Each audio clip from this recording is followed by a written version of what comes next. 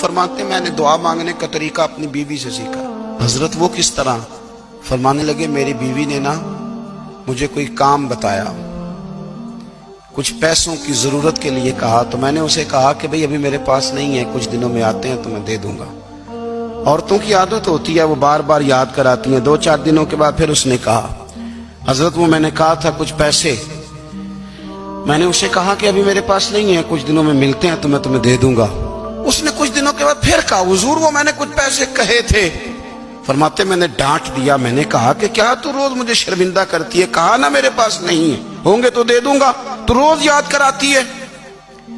فرماتے ہیں اس نے پہلے تو میری ڈانٹ کو سہا، پھر میرے سخت جملوں نے اس کی آنکھوں میں آنسو پیدا کر دیے، پھر اس نے اپنے آنچل میں اپنے اس دکھ کو سمیٹا، اور پھر اس نے ایک جملہ کہا تو میں رو پڑا، اور مجھے اپنے رب سے مانگنے کا طریقہ آ گیا۔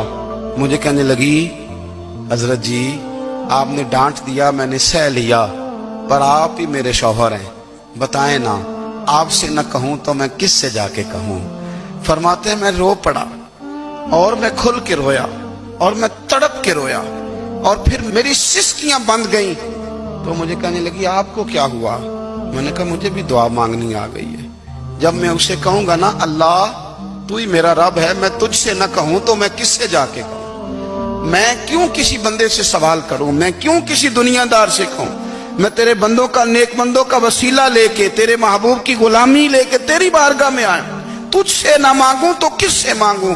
سمجھ آ گئی ہے، جب میں اس رنگ میں مانگوں گا تو پھر رب میرے اوپر بڑا ہی فضل فرمائے گا۔